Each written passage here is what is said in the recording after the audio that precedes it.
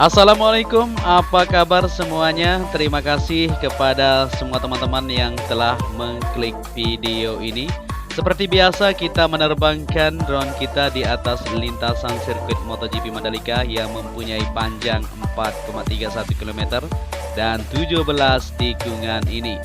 Saat ini kita akan membahas eksklusif tentang progres dari kelistrikan yang akan digunakan di lintasan sirkuit Mandalika atau di kawasan khusus KEK Mandalika. Untuk itu, stay tune terus untuk menyimak video ini.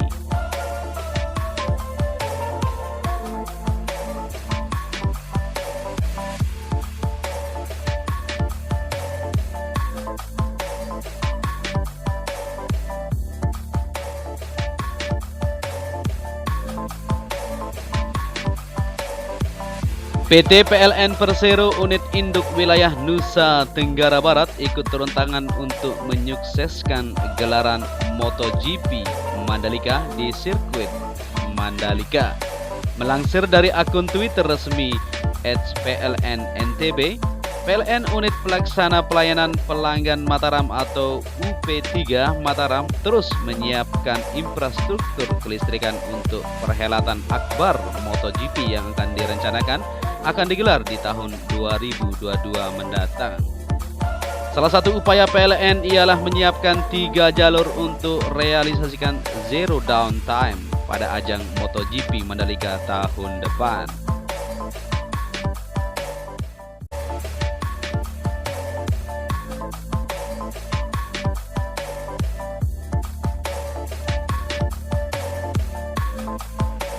Melalui program Zero Downtime, PLN UP3 Mataram berkomitmen untuk melistriki ajang balap motor paling bergengsi di dunia tersebut tanpa adanya gangguan listrik meskipun sepersekian detik, ungkapnya.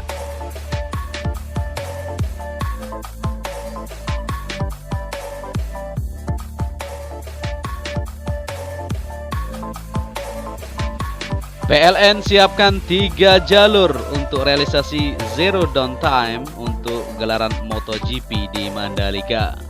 PT PLN Persero Unit Pelaksana Pelayanan Pelanggan Mataram atau UP3 Mataram terus menyiapkan infrastruktur kelistrikan untuk perhelatan akbar MotoGP yang direncanakan akan digelar untuk WSBK di tahun 2021 dan MotoGP di tahun 2002 mendatang.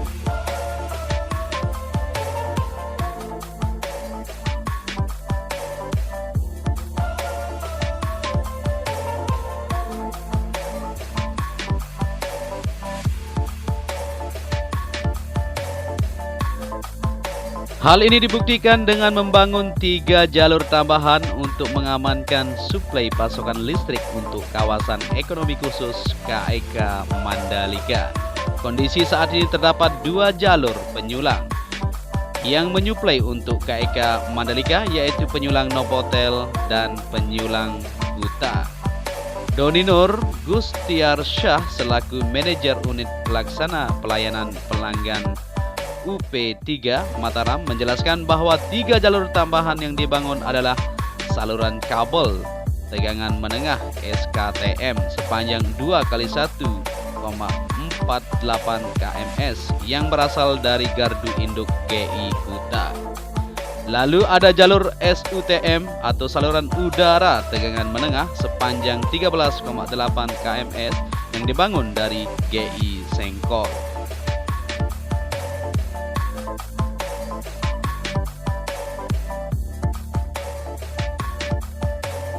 Untuk SUTM yang dibangun menggunakan jenis kabel MVTIC, yaitu kabel fill-in terselubung VVC yang lebih aman dan tahan terhadap gangguan. Doni Nur Gustiarsyah menambahkan bahwa adanya 3 jalur tersebut diharapkan suplai listrik bakal lancar untuk ajang MotoGP Mandalika. Sistem yang ada harus diperkuat, pastinya dengan adanya tambahan 3 jalur ini, suplai listrik akan semakin andal. MotoGP ini adalah event internasional dan semua PLN harus siap, ujarnya.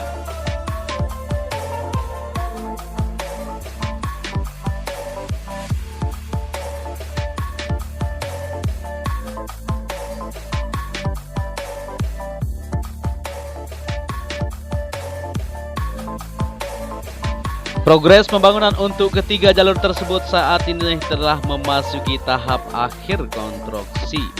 Tak hanya penyaluran listrik 20 kV, di sisi transisi PLN juga telah menyiapkan 3 buah trafo berkapasitas total 200 MW atau MVA yang terdiri dari 2 buah trafo berkapasitas 30 MVA dan 1 trafo berkapasitas 60 MVA untuk GI Sengkol. Sedangkan di GI Kuta telah disiapkan 1 buah trafo berkapasitas 30 MVA dan rencananya akan ditambahkan 1 trafo lagi berkapasitas 60 MVA di tahun ini.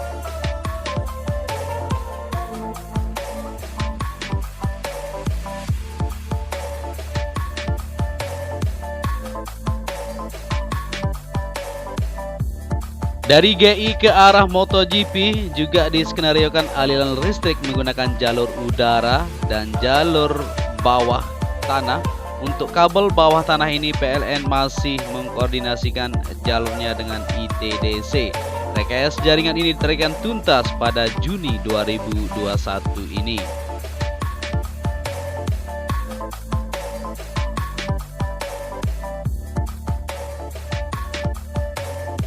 Kebutuhan listrik yang diminta ITDC ke PLN sebesar 5,2 MW secara bertahap. Kebutuhannya dalam kawasan diproyeksikan sebesar 200 MW. Untuk memenuhi permintaan awal sebesar 5,2 MW, PLN menyatakan sangat siap. Karena daya masih sangat surplus, kapasitas pembangkit listrik yang dimiliki PLN di NTB saat ini sebesar 318 MW.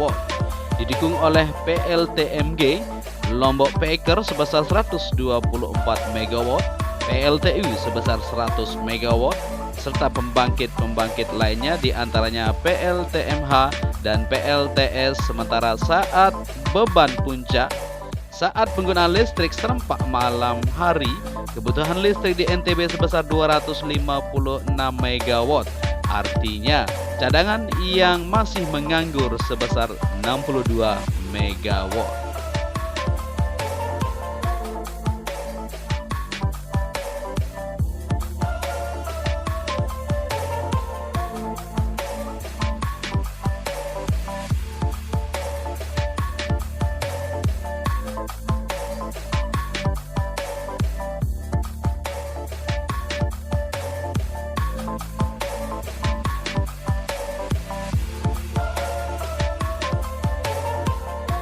Jadi itulah dia tadi kelengkapan yang kita perlukan untuk infrastruktur kelistrikan di kawasan KAIK Mandalika, khususnya di proyek sirkuit MotoGP Mandalika.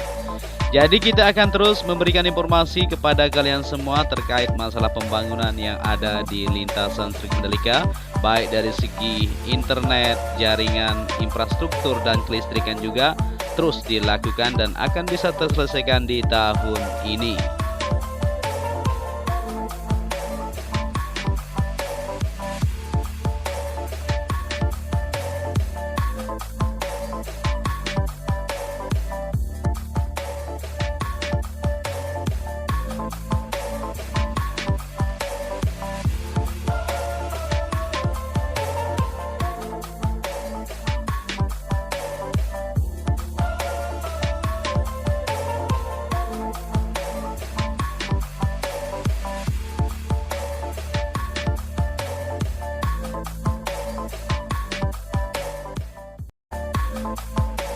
Ya, kita kembali lagi ke trek lintasan untuk melihat keindahan dari tikungan ke-10.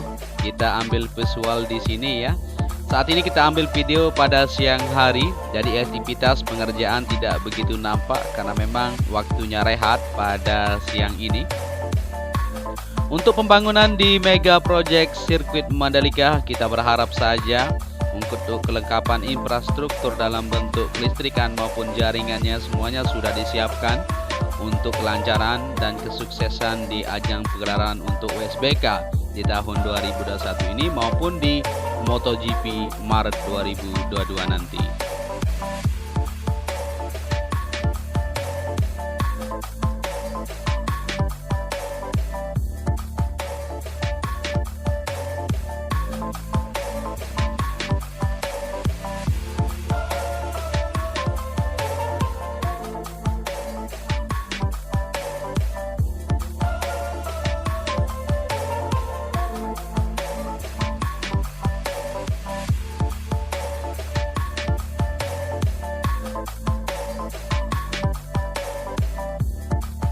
Lanjut lagi perjalanan kita dari tikungan ke-11 menuju ke-12 dan kita melihat di bagian sisi sebelah outer line maupun di bagian lintasan di sini sudah terkoneksi semuanya.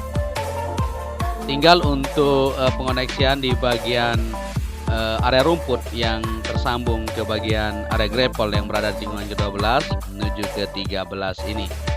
Di bagian sebelah kanan bisa diperhatikan bersama-sama untuk pengaspalan di tikungan kemarin di bagian surface road sudah tersambung sampai ke tikungan 13. Maka kita akan menunggu untuk progres selanjutnya, yaitu pengaspalan di tikungan yang lain di bagian inner maupun outer yang berada di lintasan sirkuit Mandalika. Semakin yakin dan selalu optimis bahwa mega project ini akan terselesaikan sesuai harapan kita bersama.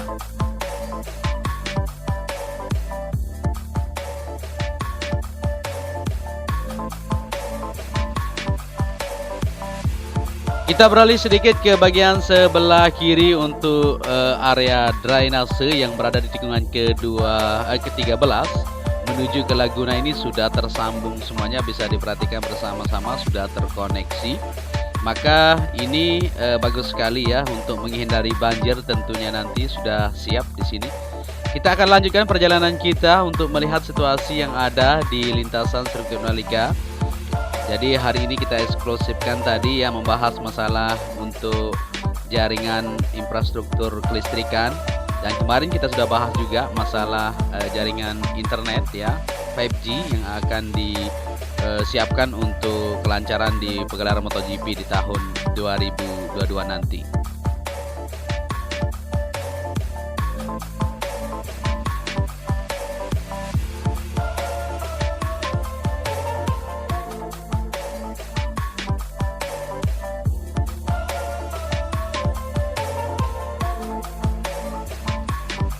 Ya, jadi kita sudah berada di tikungan ke-15 dan bisa diperhatikan di bagian sebelah kiri ini merupakan pintu masuk dari gate sebelah barat yang berada di sisi sebelah barat ya, dari Hotel Palman menuju ke sini, atau dari sisi jalur provinsi menuju ke sirkuit Mandalika tentunya nanti akan lewat sini menuju ke tikungan ke-15.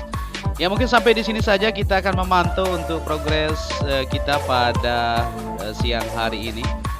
Apabila mungkin narasi kurang pas atau ada yang salah ya, mohon dimaafkan, dimaklumi ya. Dan saya ucapkan juga mungkin buat teman-teman yang baru bergabung bisa dibantu channel ini dengan cara seperti biasa di like dan subscribe channel ini, dan di share juga supaya channel ini terus bersemangat untuk memberikan informasi-informasi terbaru tentang progres dari pembangunan di lintasan sirkuit MotoGP kebanggaan kita.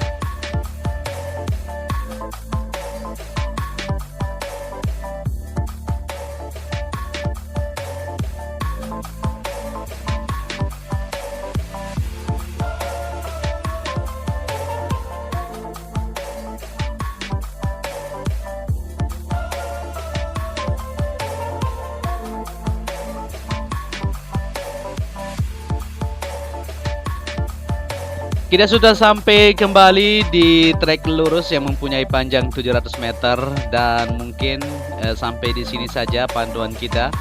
Dan kita akan upload nanti sore untuk pengerjaan di area pedok yang berada di sini. Saat ini memang lagi break ya, kita ambil jam siang seperti yang kita bilang tadi. Akhir kata mungkin sampai di sini saja. Saya ucapkan terima kasih banyak yang telah menyimak video ini dari awal sampai akhir ya. Jadi untuk itu terima kasih. Wabillahi taufiq wal hidayah. Wassalamualaikum warahmatullahi wabarakatuh.